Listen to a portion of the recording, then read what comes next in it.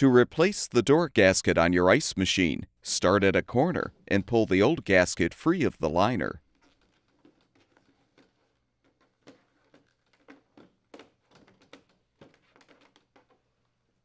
Before you install the new door gasket, you may need to lay it out on a flat, sturdy surface for up to 24 hours to help the gasket regain its original form.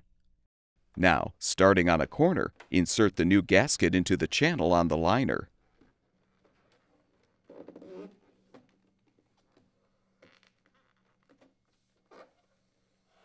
Keep in mind, you can use a hair dryer set on low to help remove any kinks from the material to ensure that the ice machine door seals properly.